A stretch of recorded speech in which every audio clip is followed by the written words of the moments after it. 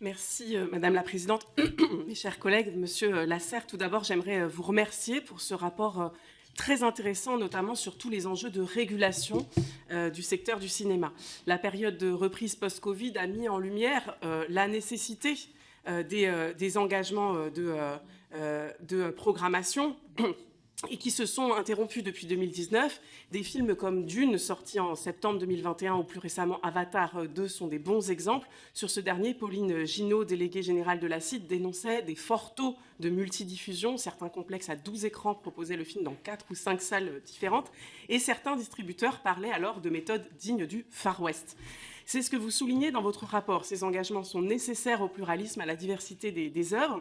C'est en partie grâce à eux que le cinéma français résiste à l'offensive hégémonique états-unienne. Et vous allez assez loin. Vous parlez de conditionnalité, de sanctions. Quel rôle voyez-vous pour le médiateur du cinéma? Si vous me permettez de poursuivre la métaphore du Far West, ne serait-il pas temps de passer de rente-en-plan à shérif? Et en amont, lors des négociations qui mènent à ces engagements de programmation, comment garantir que les gros exploitants ne mettent pas un colt sur la tempe des petits distributeurs indépendants? Vous évoquez aussi le rôle du label Art et Essai dans la promotion de la diversité.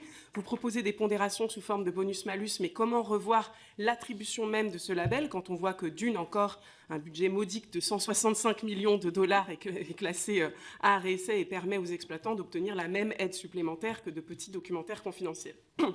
Enfin, votre rapport n'aborde pas la question de la chronologie des médias et que partiellement celle de la concentration des structures. Je sais que ce n'était pas l'objet, mais ce sont quand même des questions qui agitent très fortement le secteur, qui sont intriquées aux enjeux de régulation que vous abordez. Donc j'aurais aimé avoir votre avis. Enfin, j'achève sur une question qui me tient à cœur. En ces temps d'inflation absolument historique, alors qu'on sait que le prix du billet est perçu, au moins perçu comme très élevé, et qu'il est très inégalitaire selon les structures, ne pensez-vous pas qu'un encadrement de ce prix du billet permettrait de relancer la consommation populaire de cinéma, de nombre d'entrées et de faire vivre aussi notre cinéma français?